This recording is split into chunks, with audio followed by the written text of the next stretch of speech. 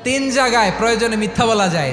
এক নাম্বার, আপনার ওয়াইফকে খুশি করার জন্য, সে একটু এরকম না বলে একটু কৌশল করে বললে খুশি হবে, ওটা বলা যায়। দুই নাম্বার, জীবন মরণের ব্যাপার, যান বাঁচানোর জন্য একটু কৌশল করে ঘুরিয়ে বললেন, এটা জায়েজ। তিন নাম্বার, দুইজন ঝগড়া লাগছে তাদেরকে মিলিয়ে দেওয়ার জন্য কৌশল করে একটু মিথ্যা বলা, ঘুরিয়ে বলা যায়। দুইজনের মধ্যে দেখলেন যে সম্পর্ক খারাপ, একজনরে বললেন, ভাই সে তো ওই দিন আপনার ব্যাপারে অনেক প্রশংসা। কি আমার ব্যাপারে প্রশংসা? কি বললো? এই বললো আপনি নাকি এই করছেন ওই করছেন, অনেক প্রশংসা। লোকটার মন খুশি হয়ে যাবে তার ব্যাপারে, ঠিক কিনা?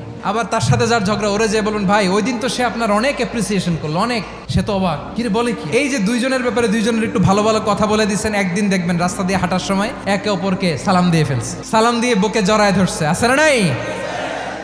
আবার মিলমিশ হয়ে গেছে। কিন্তু আমাদের স্বভাব হইলো, দুই প্রতিবেশী যদি একসাথে বসে একসাথে হাঁটে, দূর থেকে দেখলে আমাদের জলে, আছে না নাই? ঘটনা কি? এই দুইটার মধ্যে এত মিল কে? এই দুইটার মধ্যে গিরিঙ্গি লাগানো যায় কিভাবে? আল্লাহর কাছে তওবা করেন, এই মানসিকতার যেন আমরা না হয়, আমরা মিলিয়ে দিব।